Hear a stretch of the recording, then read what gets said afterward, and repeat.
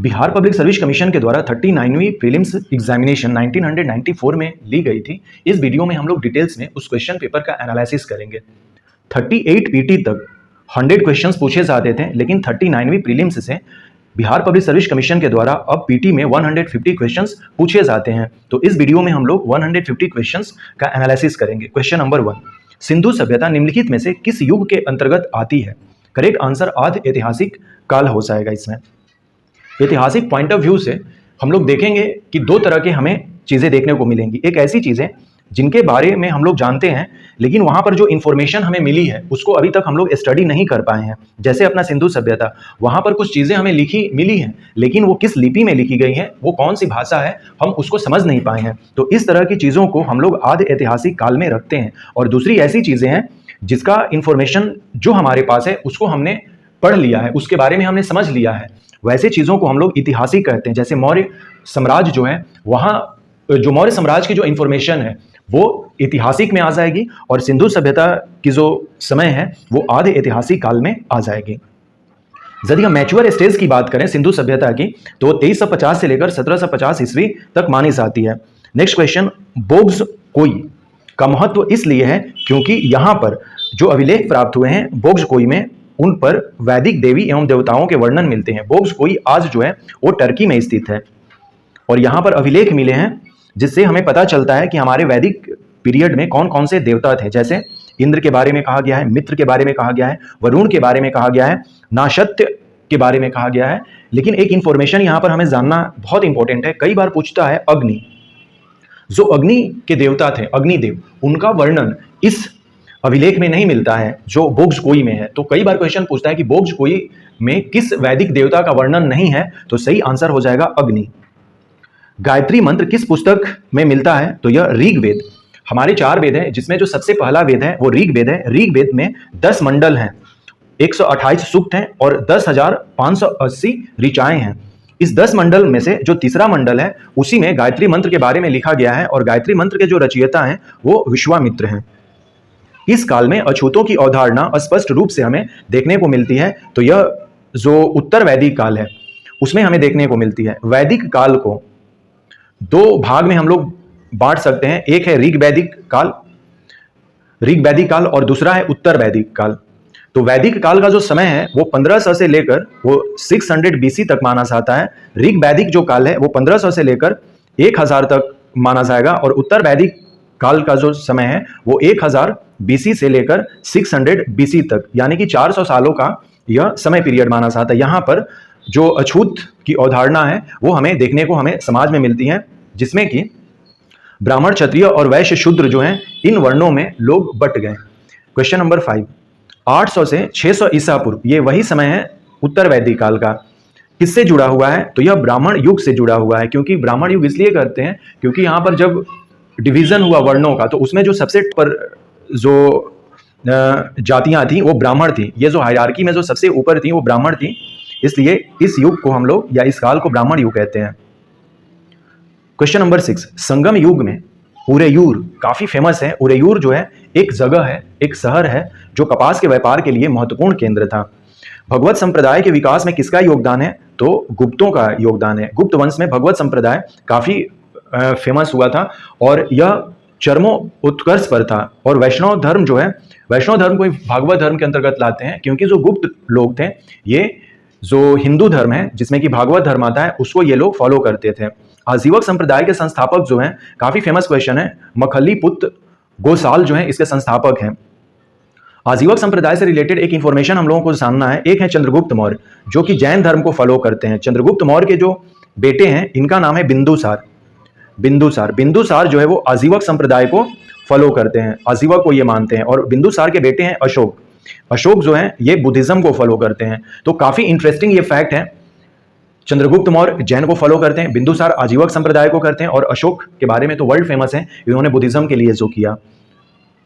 उस स्रोत का नाम बताइए जो प्राचीन भारत के व्यापारिक मार्ग पर मौन है। तो मिलिंद पन्हो एक पाली ग्रंथ है जिसमें हिंद यवन शासक मिनांडर और बौद्ध भिक्षुक नागसेन की जो वार्तालाप हुई थी, जो कन्वर्सेशन हुई थी, उसके बारे में कहा गया है। तो इसमें व्यापार की बातें नहीं होंगी। मिलिंद पन्हों में, मिलिंद पन्हों एक किताब है जो पाली भाषा में लिखी गई है, और इसमें मटेरियल क्या है, तो मटेरियल यही लिखा गया है कि किस तरह से मिनांडर और नागसेन अपनी बातें किए थे। वह स्तंभ जिसमें अशोक ने स्वयं को मगध का सम्राट बताया है, भाब्रू स्तंभ जो है काफी फेमस है। इसमें अशोक अपने बारे में कहते हैं कि देवानम प्रियदर्शिनो लाजिनोमो मागधो। इसका मतलब यह हुआ कि देवताओं के प्रियदर्शी राजा मगध हैं। इस अभिलेख के अनुसार अशोक ने बुद्ध द्वारा प्रतिपादित त्रिरत्न, बुद्धिज्म में जो त्रिरत्न है वो है बुद्ध स्वयं, धर्म या धम्म, जिसको पाली में हम धम्म कहेंगे, और संघ। इसीलिए जो मंत्र है बुद्धिज्म में वो है बुद्धम शरणम गच्छामि, धम्मम शरणम गच्छामि और संघम शरणम गच्छामि। तो ये कहां से आया हुआ है? ये त्रिरत्न से ही आया है। कई बार क्वेश्चन पूछा गया है कि बुद्धिज्म में त्रिरत्न का मतलब क्या है, तो बुद्ध, धम्म और संघ। किस अभिलेख से यह साबित होता है कि चंद्रगुप्त का प्रभाव पश्चिमी भारत तक फैला हुआ था? ये रुद्रदामन का जूनागढ़ अभिलेख जो है उसमें, और जूनागढ़ जो है वो गुजरात में है। किस शासक वंश ने मंदिरों एवं ब्राह्मणों को सबसे अधिकतम ग्राम अनुदान दिया? तो ये गुप्त वंश के जो राजा थे उन्होंने ब्राह्मणों को बहुत दान दिया, और गुप्त वंश में ही सबसे ज्यादा जो फ्यूडलिज्म की जो कॉन्सेप्ट है वो वहीं से काफी बलवती और मजबूत होती है, और यहाँ पर ब्राह्मणों की जो पकड़ है सोसाइटी पर वो सबसे ज्यादा हो जाती है। क्योंकि अब जो ब्राह्मण है जो पूजा पाठ में जो मैक्सिमम टाइम देते थे, अब वो क्या हुआ कि वो कृषि में भी आ गए, और यहीं से जो सेंटर बनता है मंदिर हर एक चीज को करने के लिए, तो ब्राह्मण ये गुप्त वंश से ही जो सेंट्रलाइज्ड अपना हो जाता है मंदिर। तो ये सारी इंफॉर्मेशंस हैं गुप्त वंश से रिलेटेड। भारत में मोहम्मद गौरी ने किसको प्रथम अक्ता प्रदान किया था? ये कुतुबुद्दीन ऐबक हो जाएगा, और कुतुबुद्दीन ऐबक ने ही जब गौरी की मृत्यु हो जाती है 1206 में, तो गुलाम वंश की स्थापना करता है, और गुलाम वंश की स्थापना से ही दिल्ली सल्तनत स्टार्ट हो जाती है। कुतुबुद्दीन ऐबक जो अपना राजधानी है वो लाहौर में ही बनाता है, लेकिन कुतुबुद्दीन ऐबक की मृत्यु जो है 1210 में हो जाती है चोघम खेलते हुए। चोघम एक तरह का पोलो है जो कि घोड़े पर बैठ कर खेला जाता है, उसी पर से गिर गया, इसकी मृत्यु हो गई। फिर 1211 में इल्तुतमिश आता है दिल्ली सल्तनत पर, यानी कि गुलाम वंश का जो शासक बनता है, और ये फिर जो है लाहौर से दिल्ली कैपिटल ले आता है। किस सुल्तान के काल में खालसा भूमि अधिक पैमाने पर विकसित हुई? Alauddin Khilji, option B correct answer है। सल्तनत काल के सिक्के टंका, शसगनी एवं जीतल किन धातुओं से बने थे? तो इसका सही आंसर है चांदी और तांबा। 12 मासा की रचना किसने की? मलिक मोहम्मद जायसी। पद्मावत बुक में जो है जिसमें कि रानी पद्मावती के बारे में ये लिखे हुए मलिक मोहम्मद जायसी, उसी का एक भाग है 12 मासा जो, तो इसलिए इसका सही आंसर मोहम्मद जायसी हो जाएंगे, मलिक मोहम्मद जायसी। 12 मासा के बारे में थोड़ा सा हम लोग जानते हैं। 12 मासा एक ऐसा नहीं है, 12 मासा एक तरह से कल्चर है, वो हर एक जगह देखने को मिलता है। इवन कश्मीर में 12 मासा भी मिल सकता है देखने को, राजस्थान में मिल सकता है, हिमाचल में दिख सकता है, पंजाब में दिख सकता है, उत्तराखंड में दिख सकता है 12 मासा। मेनली क्या है कि 12 मासा 12 महीनों का एक गीत है जो कि लड़कियां गाएंगी या लड़के भी गा सकते हैं अपनी प्रेमिका और प्रेमी के लिए। तो सेम चीज जो है मलिक मोहम्मद जायसी जो है पद्मावत में जो 12 मासा लिखते हैं वो संभवतः प्रथम हिंदी का 12 मासा है। लेकिन 12 मासा ऐसा नहीं है कि कोई किताब है या कोई इस तरह का ये है 12, लेकिन यहां पर चूंकि क्वेश्चन में हमसे इस तरह से पूछा गया था कि 12 मासा किसकी रचना है, तो ऑप्शन के अकॉर्डिंग हमने मलिक मोहम्मद जायसी को लगाया, जबकि 12 मासा के बारे में ये सारे इंफॉर्मेशंस हैं जो हम लोग किसी अदर वीडियोस में देखेंगे डिटेल्स में। कुछ इस तरह के इंफॉर्मेशंस हैं जैसे कि लड़की जो है वो अपने जो बॉयफ्रेंड है या जो अपना प्रेमी है, जो प्रेमिका है, उसके लिए लोग 12 मास में गीत कैसे गाएंगे या अपने आप को कैसे प्रेजेंट करेंगे, उसी के बारे में 12 मासा बताता है। ज़वाबित का संबंध किससे है, तो राज कानून से रिलेटेड है यह। विजयनगर साम्राज्य की वित्तीय व्यवस्था की मुख्य विशेषता क्या थी, तो भू राजस्व थी। ऑप्शन बी करेक्ट आंसर है। विजयनगर साम्राज्य की स्थापना हरिहर और बुक्का के द्वारा 1336 ईस्वी में की जाती है, और इसी के पैरेलल में 1347 ईस्वी में बहमनी साम्राज्य की स्थापना होती है। और विजयनगर और बहमनी साम्राज्य में लड़ाई हमेशा चलती रहती थी तुंगभद्रा नदी के द्वाब के चलते। तो ये सारे इंफॉर्मेशन हमें दिमाग में रखने चाहिए। ईरान के शाह और मुगल शासकों के बीच झगड़े की जड़ क्या थी, तो कंधार थी। ऑप्शन बी करेक्ट आंसर हो जाएगा। जैसे कि अभी हम लोगों ने देखा कि विजयनगर साम्राज्य और जो बहमनी साम्राज्य है उनके बीच के जो झगड़े की कारण थी वो थी तुंगभद्रा नदी का द्वाब। दुअस्पा सिंह अस्पा प्रथा किसने शुरू की थी, जहांगीर ने शुरू की थी। ऑप्शन बी करेक्ट आंसर हो जाएगा इसमें। नेक्स्ट क्वेश्चन नंबर 21, जब्ती प्रणाली जो है यह अकबर के द्वारा लागू किया गया था। शासनकाल के लगभग 24वें वर्ष में 1580 में इन्होंने स्टार्ट किया था। और अकबर का शासनकाल देखें तो 1556 से स्टार्ट होता है और ये 1605 तक चलता है। 1556 में द्वितीय पानीपत का युद्ध होता है जिसमें कि हेमू को परास्त कर दिया जाता है अकबर के द्वारा। पानीपत के युद्ध में बाबर की जीत का जो मुख्य कारण था वो था तुलुगमा प्रथा। पानीपत का प्रथम वॉर जो है वो बैटल होगा, वॉर नहीं कहेंगे हम लोग पानीपत को, 1526 में होता है जिसमें कि बाबर जीत जाते हैं। सेकंड जो बैटल है वो 1556 में होता है और थर्ड पानीपत का जो युद्ध है वो 14 जनवरी 1761 में होता है। तीनों इंफॉर्मेशन को हमें एक साथ देख लेना चाहिए। सरंजामी प्रथा किससे संबंधित है? तो ये मराठा भू राजस्व से रिलेटेड है। भारत में 1612 ईस्वी में अंग्रेजों ने अपनी पहली फैक्ट्री कहां स्थापित की? इसका सही आंसर हमें इस ऑप्शन से नहीं मिल रहा क्योंकि अभी हम लोग देखेंगे इसका डिटेल्स तो पता चल जाएगा। 1613 में सूरत में पहला फैक्ट्री जो है वह स्थापित किया जाता है। 1611 में टेम्प्रोरी ये लोग मुसल्लीपट्टनम में करते हैं, लेकिन यहाँ पे 1612 दिया गया हुआ है। लेकिन यदि हम लोग एग्जाम में इस चीज को अटेम्प्ट कर रहे होते हैं तब हम लोग इसका सही आंसर सूरत लगाते हैं। सरंजामी प्रथा जो है यह मुगलों ये मराठों की है प्रथा जिसको कि बालाजी विश्वनाथ ने स्टार्ट किया था। ये भी हम लोगों ने देख लिया। अंग्रेजों ने अपना जो भारत में पहला अस्थायी फैक्ट्री मुसल्लीपट्टनम में 1611 में करते हैं और 1613 में ये सूरत में करते हैं। तो ऑप्शन में इस तरह का कुछ नहीं था, लेकिन हमारा जो एग्जामिनेशन हॉल का आंसर होता वो हमारा सूरत ही होता। क्वेश्चन नंबर 25, महाराष्ट्र में रामोशी कृषक जत्था किसने स्थापित किया था? सही आंसर हो जाएगा वासुदेव बलवंत फड़के। 1879 में ये होता है रामोशी विद्रोह। अवध के एका आंदोलन का उद्देश्य क्या था? तो इनका मेन उद्देश्य था सरकार को लगान देना बंद कर देना, अर्थात कि सरकार को लगान नहीं देना। 1920 में एका आंदोलन होता है, खासकर जो सीतापुर, बहराइच और हरदोई वाला जो इलाका है वहां पर। नाई धोबी बंद सामाजिक बॉयकट का एक स्वरूप था जो 1919 में हमें किसानों द्वारा प्रतापगढ़ जिले में चलाया गया था।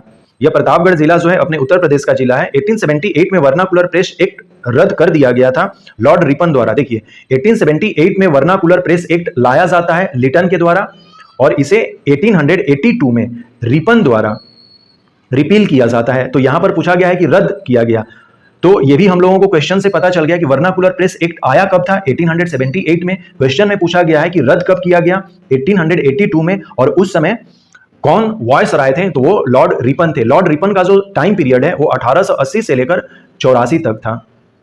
नेक्स्ट क्वेश्चन नंबर 29 हम लोग देखेंगे कि अपनी किस कार्यकारिणी कमेटी में कांग्रेस ने भू स्वामित्व को समाप्त करने की नीति अपनाई? तो 1937 इसका सही आंसर है। अमेरिका में फ्री हिंदुस्तान अखबार जो है वो तारकनाथ दास के द्वारा स्टार्ट किया गया था। गद्दर क्रांति छिड़ने का सबसे महत्वपूर्ण कारण क्या था? तो प्रथम महायुद्ध का शुरू होना।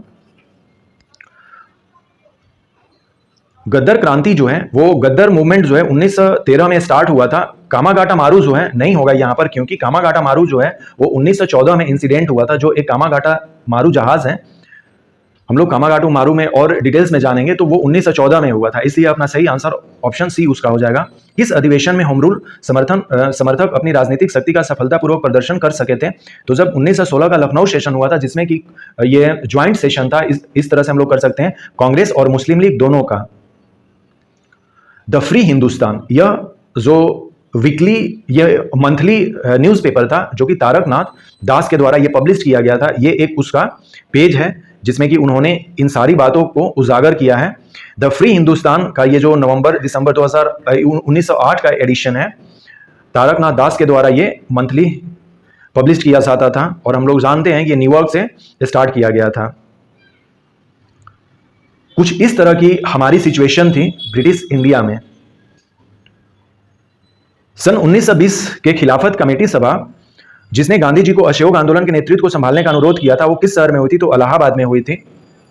1917-18 ईस्वी में अहमदाबाद में गांधी जी द्वारा चलाया गया सत्याग्रह जो था वो मजदूरों के लिए था। अहमदाबाद में वो जो अहमदाबाद मिल स्ट्राइक था वो हुआ था। इसका क्रोनोलॉजी हम लोग देख लेते हैं। 1917 चंपारण सत्याग्रह होता है। फरवरी 1918 अहमदाबाद मिल स्ट्राइक होता है जो कि मजदूर कर रहे थे। और मार्च 1918 खेड़ा जो कि किसानों का आंदोलन था। तो यहां पर सही आंसर अपना हो जाएगा, ये अहमदाबाद के बारे में पूछा गया है तो ये मजदूरों के द्वारा किया गया था। क्वेश्चन नंबर 35, INA किसके दिमाग की उपज थी? अर्थात कि Indian national army. Indian national army जो है आजाद हिंद फौज जिसको हम लोग कहते हैं, ये कैप्टन मोहन सिंह की दिमाग की उपज थी। इंडियन अनरेस्ट का जो लेखक है वो वैलेंटाइन सिरोल है। वैलेंटाइन सिरोल ने बाल गंगाधर तिलक को इंडियन अनरेस्ट के नाम से लिखा था, और इंडियन अनरेस्ट जो किताब है इसमें बाल गंगाधर तिलक को फोकस करते हुए बात लिखी गई थी, जिसके चलते बाल गंगाधर तिलक ने सिरोल पर केस भी किया था। ये सारी बातें हैं इंडियन अनरेस्ट से रिलेटेड। शिवालिक सेल जो है यह गिरिपाद की स्थिति का हो जाएगा, भाबर क्षेत्र जो है। यहां पर हम लोग देख लेते हैं, जैसे हिमालय का जो सबसे नया जो उसका रेंज है वो शिवालिक है, और शिवालिक से जस्ट नीचे जो है वो भाबर क्षेत्र कहलाता है। भाबर के नीचे ये तराई है, और तराई के नीचे जो है अपना अलुवियल मैदान स्टार्ट हो जाता है, जिसमें कि बांगर और खादर, खादर का मतलब हो गया नया और बांगर का मतलब हो गया पुराना अलुवियल सॉइल। द्वीपों का समूह जो लक्षद्वीप है ये प्रवाल भीति से बना हुआ है, तो प्रवाल उत्पत्ति हो जाएगा कोरल रीफ। भारत का विस्तार यहाँ पे दे रहा है, तो एग्जैक्ट यहाँ पर कोई नहीं होगा, उपरोक्त में से कोई नहीं भी दे दिया है। अभी जस्ट हम लोग लोकेशंस देख लेते हैं।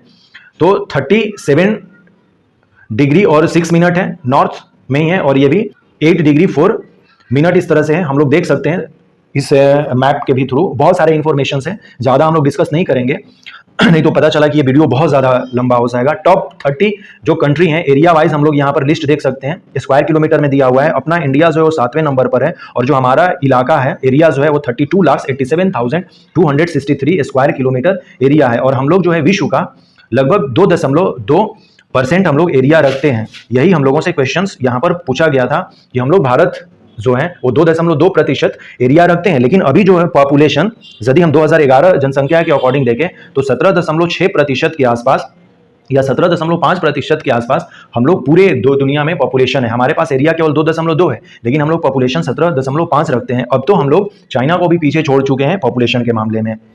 तिब्बत में मानसरोवर झील से ब्रह्मपुत्र, सतलुज और सिंधु तीनों नदियां निकलती हैं। ऑप्शन डी करेक्ट आंसर हो जाएगा। हिमालय में हिम रेखा ये 4500 से लेकर 6000 मीटर के बीच में है। भारत की तट रेखा अकॉर्डिंग टू गिवन ऑप्शन केवल इसमें जो मेन लैंड है उसके बारे में पूछा जा रहा, जो हमारे आइलैंड्स हैं अंडमान निकोबार और लक्षद्वीप उसको नहीं कैलकुलेट किया गया है। तो ये मेन लैंड का 6100 किलोमीटर हो जाएगा, यानी कि 6100 किलोमीटर है। और जब हम लोग अंडमान निकोबार द्वीप समूह को भी जोड़ देते हैं तो ये 7516.6 किलोमीटर ये हो जाता है। निम्नलिखित औद्योगिक कस्बों में कौन सा छोटा नागपुर के पठार में स्थित है? तो रांची इसका सही आंसर हो जाएगा। दामोदर नदी छोटा नागपुर के पठार से निकलती है, ऑप्शन बी करेक्ट आंसर है। गंगा की जलोढ़ मृदा की गहराई जो है वो लगभग 600 मीटर के आसपास है, ऑप्शन बी करेक्ट आंसर है इसमें। भारतीय मॉनसून मौसमी विस्थापन से इंगित है, कारण इसका क्या है? तो स्थल तथा समुद्र का विभेदी तापमान, ऑप्शन ए करेक्ट आंसर है। नकदी फसल में जो है वो अपना कौन नहीं है, तो गेहूं जो है वो नहीं होगा, जबकि गन्ना, जूट और कपास जो है ये कमर्शियल क्रॉप में आते हैं। साफ रात मेघीय रातों की अपेक्षा अधिक ठंडी क्यों होती है? क्योंकि जो है यहाँ पर विकिरण के कारण जो हमारा हीट है वो ऊपर चला जाता है, उसको रुकावट नहीं मिलती है। निम्नलिखित में से कौन सा महाद्वीपीय क्षेत्रफल के अनुसार सबसे बड़ा है? गिवन ऑप्शन के अकॉर्डिंग अफ्रीका हो जाएगा। वैसे एशिया जो अपना कंटिनेंट है वो सबसे बड़ा है। पूर्वी समुद्र की स्वामिनी किसको कहा जाता है? तो श्रीलंका को कहा जाता है। निम्नलिखित में से किस युग का मिलान सही है? तो इसका सही आंसर हो जाएगा भूमध्य क्षेत्र जो है गरज के साथ वर्षा मध्याह्न। हर एक दिन क्या होता है कि 12 बजे के बाद और शाम के बीच में भूमध्य रेखा अर्थात कि इक्वेटर पर हर एक दिन गरज के साथ वर्षा होती है। मौना लोआ जो है ये सक्रिय ज्वालामुखी है और काफी फेमस है। ये हवाई द्वीप जो है अपना अमेरिका का, वहां पर यह स्थित है। सर्व प्राचीन सेल समूह की आयु आंकी जाती है, वो यूरेनियम से आंकी जाती है। सेल समूह देखिए, कार्बन जीवों में होता है, तो C14 से जो है जिसमें जीव है, जैसे पेड़ पौधे होंगे, जीव जंतु होंगे, उनका डेटिंग हम लोग C14 से करेंगे। और जो रेस्ट बचे जैसे कि चट्टान हो गए, उनका डेटिंग हम लोग यूरेनियम से करेंगे। तो इसलिए ऑप्शन डी करेक्ट आंसर है। कोयले का समान प्रकार जो है वो बिटुमिनस हो जाएगा, ऑप्शन ए करेक्ट आंसर है। टेरा रोसा का प्रारूपिक विकास उस भूभाग में होता है जिसमें चूना पत्थर होता है।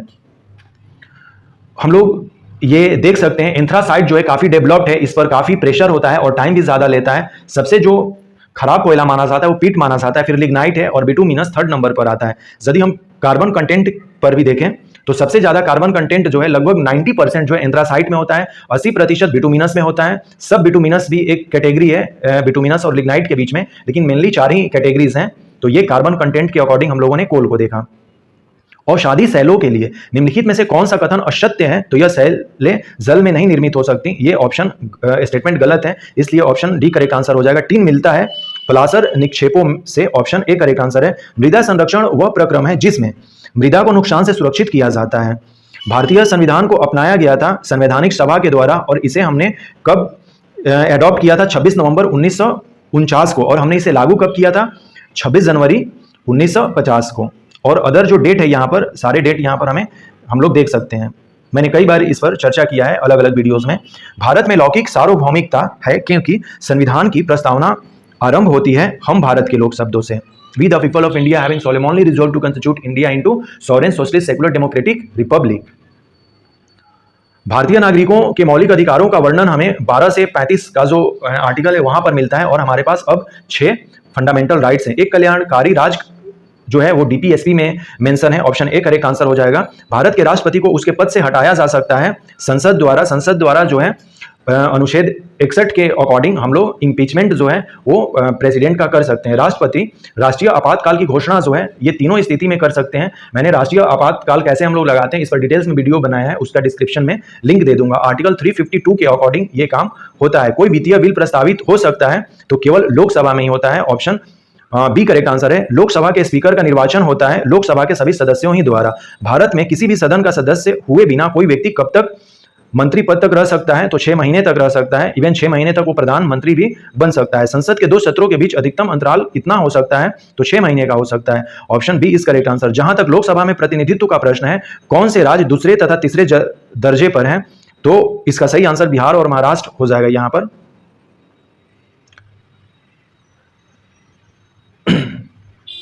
ये तब का है जब झारखंड हमारे बिहार में था, लेकिन अभी जो है लोकसभा में बिहार की 40 सीटें हैं और झारखंड की 14 सीटें हैं, तो ये इस तरह से बदल जाएंगी। जबकि महाराष्ट्र के पास 48 अभी सीटें हैं लोकसभा की, पश्चिम बंगाल की 42 है और तमिलनाडु की 39 है। तो इस हिसाब से हमें अपने आंसर को बना लेना होगा। न्यायिक पुनर्वालोकन का क्या मतलब है? जो उच्चतम न्यायालय करता है तो किसी भी राज्य के कानून को अवैध घोषित कर सकता है। पंचायती राज जो है यह राज सूची का विषय है। हम लोग जानते हैं कि हमारे पास टोटल 3 सूचियां हैं, जिसमें केंद्र सूची है, राज्य सूची है और कंकरेंट लिस्ट है। भारत में प्रजातंत्र इस तथ्य पर आधारित है कि जनता के सरकारों को चुनने तथा बदलने का अधिकार प्राप्त है, ऑप्शन सी करेक्ट आंसर है। भारतीय संविधान के निम्नलिखित अनुच्छेदों में से कौन सा अनुच्छेद राज्य की सरकारों को ग्राम पंचायतों को संगठित करने का निर्देश देता है? तो अनुच्छेद 40 इसका सही आंसर हो जाएगा। भारत में नियोजित अर्थव्यवस्था आधारित है, तो मिश्रित अर्थव्यवस्था है हमारी। योजना आयोग एक ये एक तरह का मतलब कि परामर्श देता था, तो अब तो योजना आयोग है नहीं। नीति आयोग भी सेम इसी तरह से है कि यह नीति आयोग जिसका गठन 1 जनवरी 2015 को हुआ है, वो भी एक परमादासी जो मतलब कि दायी संस्थान, मतलब कि वो इस तरह से एक तरह से वो हमें कुछ चीजें बताती हैं। भारत में आय का सबसे बड़ा स्रोत जो है प्रत्यक्ष कर है, ऑप्शन ए करेक्ट आंसर है इसका। नेक्स्ट क्वेश्चन नंबर 78 जो है, भारत की उन्नति संतोषजनक रही है कुल राष्ट्रीय उत्पादन में बढ़ोतरी के संबंध में। 8वीं पंचवर्षीय योजना ये उस समय के क्वेश्चन से रिलेटेड है। विभाजन के कारण भारत का कौन सा उद्योग सबसे बुरी तरह प्रभावित हुआ था? तो जूट तथा रुई, क्योंकि बांग्लादेश में जो था वहां पे जूट पैदा होती थी और मिलें हमारे पास रह गई। उसी तरह से सेम चीजें थी, मिलें हमारे पास थी बंबई और गुजरात में, और जो जूट वाला एरिया था कराची वो पाकिस्तान के पास चला गया। भारत की राष्ट्रीय आय का मुख्य स्रोत क्या है? उद्योग इसका सही आंसर हो जाएगा। भारत में किस उद्योग में सर्वाधिक लोग कार्यरत हैं? तो कपड़ा उद्योग। भारत सर्वश्रेष्ठ उत्पादन एवं उपभोक्ता है, तो दाल का, ऑप्शन डी करेक्ट आंसर है। भारत का प्रथम उर्वरक संयंत्र कहां लगाया गया था? यह सिंदरी में लगाया गया था। एक समान शुष्क सेल में विद्युत अपघट्य होता है, ammonium chloride, option C correct answer है। क्वेश्चन नंबर 86, डायनेमो यांत्रिक ऊर्जा को विद्युत ऊर्जा में परिवर्तित करता है, अर्थात कि मैकेनिकल को वो इलेक्ट्रिकल एनर्जी में कन्वर्ट करता है। आकाश नीला लगता है क्योंकि लघु तरंग दीर्घ तरंगों की अपेक्षा वायुमंडल द्वारा अधिक प्रकीर्ण करती हैं। प्रकीर्ण के कारण 1 माइक्रोन जो होता है, ये सही आंसर हो जाएगा 1/1000 मिलीमीटर, क्योंकि 1 माइक्रोन जो है वो 10⁻⁻6 मीटर को कहते हैं। तो जब हम इसको कन्वर्ट करेंगे तो ये इस तरह से आ जाएगा। अति चालक का लक्षण जो है वो अनंत पारगम्यता है। वर्ष दीर्घतम होता है प्लूटो पर, ऑप्शन ए करेक्ट आंसर है इसका। वर्षा की बूंद गोल आकृति का क्या कारण है? तो वो पृष्ठ तनाव है। कमरे में रखा रेफ्रिजरेटर का दरवाजा खोलकर यदि रखें तो आप अनंत कमरे में थोड़ा गर्म कर सकते हैं, अर्थात कि कमरा गर्म हो जाएगा। और यही जो क्वेश्चन है शायद 67th बीपीएससी प्रीलिम्स में पूछा गया था। तो पिछले जो क्वेश्चंस होते हैं वो काफ़ी इंपॉर्टेंट्स होते हैं, उसे हमें देखना चाहिए, वो क्योंकि आते रहते हैं। खासकर जो हिस्ट्री साइंस के जो क्वेश्चंस हैं वो, किस खनिज से रेडियम प्राप्त होता है, तो पिच ब्लेंड। परमाणु बम का सिद्धांत जो है ये विखंडन पर है, और हाइड्रोजन बम का जो है वो संलयन पर डिपेंड है। Question number 95, plaster of Paris का जो सूत्र हो CaSO4 2H2O ये हो जाएगा। नींबू खट्टा जो होता है वो साइट्रिक अम्ल के कारण होता है। वायु एक मिश्रण है। व्यंजक चूर्ण के लिए कौन सा कथन असत्य है पूछा गया है, तो ये जल में अधिक विलय होता है। पारद धातु मिश्रण एक पारद युक्त मिश्र धातु होती है। ऑप्शन सी करेक्ट आंसर है। माँ पौधे की भांति पौधा मिलता है, तो इन दोनों से, बीजों से भी हो सकता है और तना काटकर भी हम लोग सेम पौधा हम लोग उत्पन्न कर सकते हैं। संसार का सबसे बड़ा पुष्प जो है उसका नाम है Rafflesia. Option B correct answer है। मटर एक पौधा, एक शाक है। ऑप्शन ए करेक्ट आंसर है। जल से बाहर निकल जाने पर मछली क्यों मर जाती है, तो वे श्वास नहीं ले पाती। ऑप्शन सी करेक्ट आंसर है। मधुमक्खी कॉलोनी के सदस्य एक दूसरे को किस प्रकार पहचानते हैं, तो वो नृत्य से, डांस के थ्रू उन्हें पहचानते हैं। क्वेश्चन नंबर 105, मनुष्य के जीवन काल में कितने दांत जो है 2 बार विकसित होते हैं, तो सही आंसर है 20। हमारे टोटल मुंह में 32 दांतें होती हैं, जिसमें कि 20 जो दांतें हैं वो 2 बार जमती हैं। मनुष्य की खोपड़ी में कितनी अस्थियां होती हैं, तो इसका सही आंसर यहाँ पे नहीं दिया गया है, क्योंकि मनुष्य की खोपड़ी में कुल 29 अस्थियां होती हैं। और यदि हम लोग वैसे अपने शरीर की बात करें तो हमारे शरीर में, एक एडल्ट मनुष्य में 206 अस्थियां होती हैं। बच्चों में अस्थियां जो हैं वो ज़्यादा होती है, लगभग 300 के आसपास होती है। और जैसे जैसे उनकी उम्र बढ़ती है तो वो हड्डियां कम हो जाती हैं, और फाइनली जब एक विकसित मानव हो जाता है तो उसमें 206 हड्डियां पाई जाती हैं, जिसमें कि 29 जो हड्डियां हैं वो खोपड़ी में ही मिलती हैं। आधुनिक मनुष्य का हाल का पूर्वज कौन है, तो ये सही आंसर हो जाएगा क्रोमैग्नन मनुष्य। 80% से अधिक सेल में पाया जाने वाला पदार्थ है जल। हरगोविंद खुराना को किस आविष्कार के लिए सम्मानित किया गया था, ये करंट का क्वेश्चन है। जिनके संश्लेषण के लिए। छोटा नागपुर जनजाति विद्रोह कब हुआ था, तो इसका भी सही आंसर नहीं दिया गया है। छोटा नागपुर क्षेत्र में कई विद्रोह हुए थे, जिसमें कि हो विद्रोह था जो 1820-21 में हुआ था। कोल विद्रोह 1831-32 में हुआ था। संथाल विद्रोह हम लोग जानते हैं कि 55-56 में हुआ था। मुंडा विद्रोह 1895 से लेकर 1900 के बीच में चला था। तो इसका कोई एक एग्जैक्ट आंसर हमें नहीं मिल पाया है, लेकिन यदि ये क्वेश्चन पूछा गया था तो हम लोग चूंकि एग्जामिनेशन में इसका आंसर 1820 लगा सकते थे। ये हो विद्रोह के बारे में कह रहा है। इंसुलिन प्राप्त होता है डहेलिया की जड़ों से। ऑप्शन बी करेक्ट आंसर है। विकास का मुख्य कारक है प्राकृतिक वर्ण। ऑप्शन डी करेक्ट आंसर है। मनुष्य के शरीर में पैर की हड्डी जो है यह खोखली होती है। तना काट आमतौर से किसके प्रवर्धन के लिए प्रयोग किया जाता है, तो गन्ना के लिए। गन्ना की खेती हम लोग तना काटकर ही करते हैं, तना को काटकर उसको लगाते हैं। छोटा नागपुर हम लोग देख लिए। गांधी जी का चंपारण सत्याग्रह जो था ये तिनकटिया सिस्टम से रिलेटेड था। 1917 से स्टार्ट हुआ था और ये 1918 तक चला था। उलू गुलान जो है 1895 से 99, और जो मेनली था उलू गुलान जो है बिरसा मुंडा का जो विद्रोह है, आंदोलन है, वो 1899 और 1900 के बीच में चला था। 9 जून 1900 को बिरसा मुंडा का मृत्यु हो जाता है, और बिरसा मुंडा का जो जन्म है वो 15 नवंबर 1875 में होता है। और 15 नवंबर को ही झारखंड दिवस भी मनाते हैं, और 15 नवंबर को ही जो है जनजातीय गौरव दिवस भी हम लोग मनाते हैं। मुंगेर के बरहिया ताल विद्रोह का क्या उद्देश्य था, तो बकासत भूमि की वापसी की मांग। काफी फेमस ये क्वेश्चन है। बिहार बंगाल से पृथक कब हो गया, तो ये 1912 में हो गया। दिसंबर 1911 में, 12 दिसंबर 1911 में दिल्ली में अनाउंस हुआ, जब दिल्ली दरबार चल रहा था कि हम लोग बंगाल से बिहार को हटाएंगे। 22 मार्च 1912 को ये विज्ञप्ति जारी होती है, घोषणा होती है, और फाइनली 1 अप्रैल से 1912 से काम स्टार्ट हो जाता है। पटना उच्च न्यायालय की स्थापना जो है 1916 में होती है। पटना यूनिवर्सिटी 1917 में होती है, और पटना म्यूजियम का भी स्थापना 1917 में ही होता है। सन 1930 और 32 में बरही कांग्रेस ने सफलतापूर्वक अंग्रेजी हुकूमत को किस जिले में नाकाम किया था, तो मुंगेर। इसका सही आंसर ऑप्शन डी है। भारत में खनिज उत्पादन में समृद्ध राज्य जो है अभी के अकॉर्डिंग यदि हम लोग देखें तो उड़ीसा हो जाएगा। उस समय जब ये क्वेश्चन पूछा गया था तो ये बिहार के पर्सपेक्टिव में पूछा गया था। बिहार में फैले जंगल आज यदि हम लोग देखें तो 7.84% पर केवल 1 है, और एक होता है डेटा 1 प्लस वृक्षा आवरण। तो 1 और वृक्ष को मिलाकर हमारे बिहार में टोटल 10.32% है टोटल भूमि पर, जिसमें कि इस 10.32% में ही 7.84% जो है केवल 1 है, और 10.32 से ये माइनस कर देंगे तो हमारा वृक्ष निकल जाएगा। तो ये डेटा हमें याद रखना होगा। हुंड्रू प्रपात जो है ये स्वर्ण रेखा पर है, ऑप्शन सी करेक्ट आंसर है। अब यहाँ से कुछ मैथ्स और रीजनिंग के क्वेश्चंस हैं, तो इसका सोल्यूशन अभी करेंगे नहीं, केवल हम लोग ऑप्शंस देख लेते हैं और एक बार इसको सॉल्व कर देंगे हम लोग। तो मैं केवल स्क्रॉल कर दे रहा हूँ क्योंकि अभी ज़्यादा टाइम लग जाएगा हम लोगों को। इसको अलग से हम लोग मैथ्स के क्वेश्चंस को करेंगे एक बार। जैसे अब क्वेश्चंस यहाँ पर स्टार टीवी ये सब करंट के क्वेश्चंस हैं, तो इनको भी देखने की कोई ज़रूरत नहीं है। भारत का सबसे अधिक जनसंख्या वाला शहर जो है वो अभी के हिसाब से देखा जाए तो मुंबई है, और गिवन ऑप्शन के अकॉर्डिंग कोलकाता इसमें हो जाएगा। किस उच्च न्यायालय ने यह फैसला दिया है कि एक ही बार में 3 बार तलाक कहने से तलाक होना गैर कानूनी है? तो यह इलाहाबाद हाई कोर्ट ने दिया था। ऑप्शन बी करेक्ट आंसर है। शांति उद्देश्यों हेतु परमाणु शक्ति का उपयोग करने में भारत किस देश से बहुत ही ज्यादा आगे है? तो वो पाकिस्तान से हो जाएगा इसमें सही answer. Option B correct answer है। ये सब भी करंट से कुछ रिलेटेड क्वेश्चंस हैं। निरशंस प्रणाली कौन सा है? तो कछुआ हो जाएगा। भारत का राष्ट्रीय स्तनी जो है वो बाघ इसका सही आंसर है। ऑप्शन डी करेक्ट आंसर है।